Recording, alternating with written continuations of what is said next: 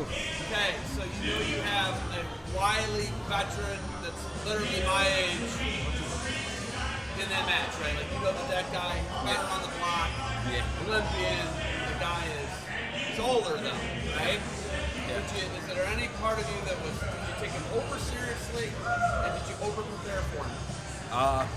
I say I approach every match the same way. Getting in there, fill out my opponent, figure out what he likes, what he doesn't like, and then just kind of go from there, honestly. Yeah, he's an older wrestler. That guy, Aliaksandr, he's a great dude, man. Great training partner, great father. He's a great coach. He gives back to his community and everything. And I just wanted to give him a match. That's all you can really do when you're facing a friend, right? Just go out there and give 100% of yourself. Kind of take time away from wrestling. I know you've been super hungry to get back. Was it tough not to be super anxious and go balls to the wall kind of right out the gate, or were you able to subdue your emotions?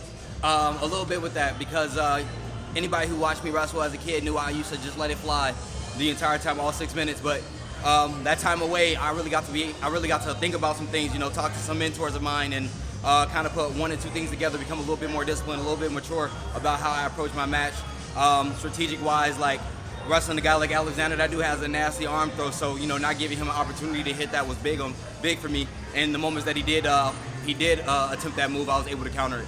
So that's the type of preparation we went over for this match. You talked about your mentors. One of the guys that you still see was D'Angelo Hancock, and now he's moved on to some other things.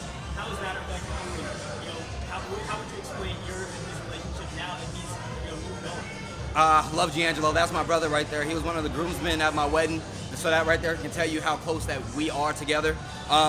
Having him around, there's no other presence like it, man. I mean, only other person I can think about who has a presence like that is probably Robbie Smith. When I see him, I just kind of feel electrified. I feel ready to go. I feel secure and feel like I'm ready to fight. Losing him, it hurt, but it didn't hurt too much because I knew at that point I would have to step up. It was his team. Since he's left, it's my team now, and now I'm here to represent. So you kind of got to grow up, right? It just falls onto the next man.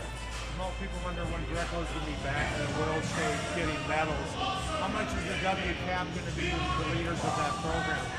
It's going to be huge. I mean, we got 7 guys. 7 guys right now who could potentially make a spot. Some guys are wrestling each other from the WCAP program. But it goes to show that we're putting in the preparation. We're trying to get the right guys in the room. We're trying to get the right coaches for the job. And, our part is just showing up every day trying to get better. I mean, our world performance wasn't the worst. A lot of us had tough matches off the rip, but that's no excuse for that. We got to be able to go out there. We got to be able to show up. We got to be able to perform. But the medals are coming soon. They're coming soon. I know that you're super explosive and you like to throw people on the dome. Yeah. Do you have to resist sometimes with those bay bombs? Absolutely. In that situation right there, I felt like early on in the match against Aliaksandr, I felt like I shouldn't have waited. That just kind of goes to show the respect I had, just in case I was in a situation where he could potentially score.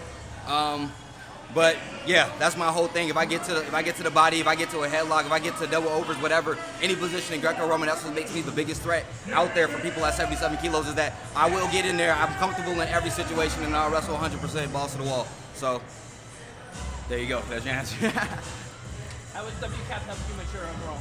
WCAP has helped me mature. One of the things you got to do to enter the WCAP program is basic training.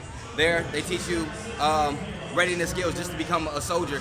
And then after basic training, AIT, you get into the WCAP program, and that's where the athlete part comes in, soldier athlete. So within the WCAP program, it just teaches you the professionalism, to show up every day, give 100% every day, and just be an outstanding citizen in your community. Personally, I have so much respect for everyone in the program, like my coaches included.